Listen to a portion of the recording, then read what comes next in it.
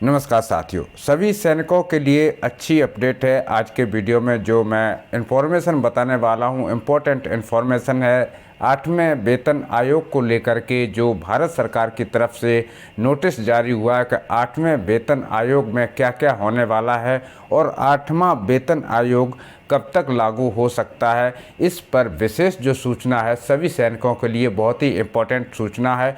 साथ ही हम बात करेंगे जो हमारा 3% डीए बढ़ाया गया है उसका एरियल कब आएगा, बोनस कब दिया जाएगा, और आपका इम्पोर्टेंट है जो हमारे पूर्व सैनिक हैं उनका 1 रैंक 1 पेंशन 3 के बारे में भी एक नई अपडेट जारी हुआ है। साथ ही अक्टूबर महीने की जो पेंशन आने वाली है, जो जितने भी एक्समैन हैं उनके लिए भी विशेष अपडेट है। तो इस वीडियो के माध्यम से आप सभी तक ये सूचना पहुंचना बहुत ही ज़रूरी है। साथ ही यदि आप चैनल पर नए हैं तो छोटी सी रिक्वेस्ट है, आप चैनल को सब्सक्राइब कर लें, साथ ही वीडियो को भी लाइक कर दें। 8वां पे कमीशन अपडेट। अगले 5 महीने में देश में 8वां वेतन आयोग आ सकता है। सरकार के हरी झंडी देने पर न्यूनतम बेसिक सैलरी 18,000 रुपये से बढ़कर 34,560 रुपये हो जाएगी। इसके अलावा पेंशनर्स को मिलने वाली न्यूनतम बेसिक पेंशन की बढ़ जाएगी। साथ ही पूरी सैलरी और पेंशनर्स का स्ट्रक्चर भी बदल जाएगा। केंद्रीय कर्मचारी और पेंशनर्स के लिए एक राहत बड़ी खबर है कि उन्हें जुलाई दिसंबर के पीरियड के लिए महंगाई भत्ता डीए 3% की बढ़ोतरी दी गई। इसके अलावा डीए बढ़कर 53% हो गया। यह बढ़ोतरी 1 जुलाई 2024 से लागू होगी, जिसका मतलब है कि कर्मचारी और पेंशनर्स को अक्टूबर की सैलरी के साथ 3 महीने का एरियल भी मिलेगा। यह दिवाली से पहले एक बड़ी राहत के रूप में देखा जा सकता है। उम्मीद है कि जो सरकार ने इस अपडेट को जारी किया है तो जो अपडेट है कहीं न कहीं एक निश्चित जो हमारे पूर्व सैनिक हैं उनके लिए बड़ी राहत बन सकती है। क्या बजट 2025 में 8वें वेतन आयोग की घोषणा होगी? अब सवाल उठता है कि केंद्र कर्मचारी सरकार 8वें वेतन आयोग को स्थापना के ऐलान करेगी।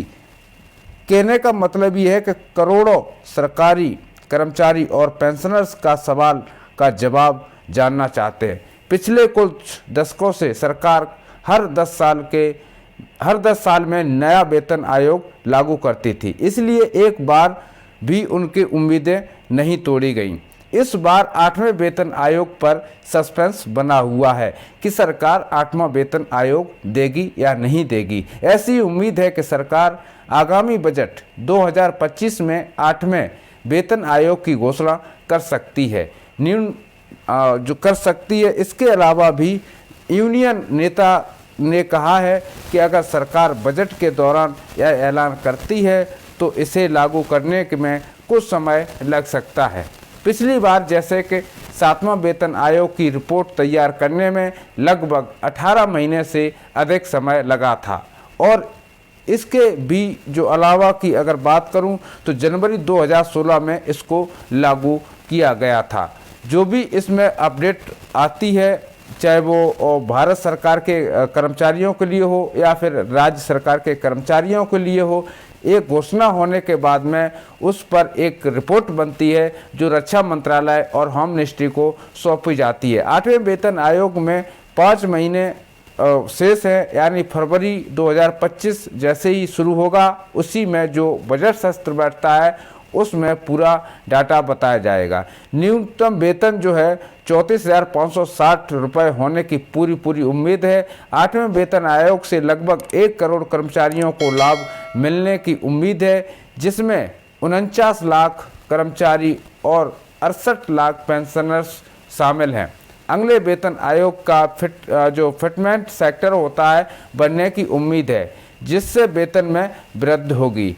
जो रेलवे के कर्मचारी हैं जो फिटमेंटल के अंतर्गत आते हैं, यानी फेडरेशन के प्रमुख जो विश्वास है कि इस पेंशन में जो वृद्धि होगी तो कहीं न कहीं सरकार इस पर पूरी सहमति बनती हुई नज़र आ रही है और सरकार जल्द ही इसको लागू कर सकती है। केंद्र सरकार ने हाल ही में केंद्र सरकारी कर्मचारियों की महंगाई भत्ते पर 3% की घोषणा करने के बाद में जो अभी हमारा डीए है, यानी केंद्र कर्मचारियों का डीए है, वह 53% हो चुका है। तो साथियों, ये तो हमारे 8वें वेतन आयोग की जो रिपोर्ट थी आपके सामने हमने पेश की। दूसरी इम्पोर्टेंट अपडेट ये है कि हमारा बोनस भी अब दीपावली की जो यानी अक्टूबर महीने की सैलरी आएगी उसके साथ ही आएगा, चाहे वो पेंशन भोगी हो या फिर अभी सर्विसमैन हो। तो आपको टेंशन लेने की ज़रूरत नहीं है कभी तक बोनस आखिर क्यों नहीं आया। अभी अगर बात करूं वन रैंक वन पेंशन 3 की, तो काफ़ी सारे साथी भाइयों को इसका लाभ नहीं मिल रहा है,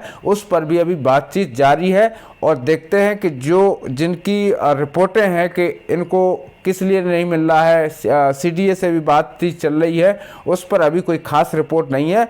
अब अक्टूबर की जो पेंशन आएगी उसको मद्देनजर रखना पड़ेगा, देखना ये पड़ेगा कि वन रैंक वन पेंशन 3 का किस्त किस किस को मिला और एरियल किस किस को मिला। एरियल के नाम पर तो एक जुआ था छोटा सा, उसको खेल करके सरकार ने ख़त्म कर दिया। इसी के साथ सभी साथी भाइयों को जय हिंद, जय भारत।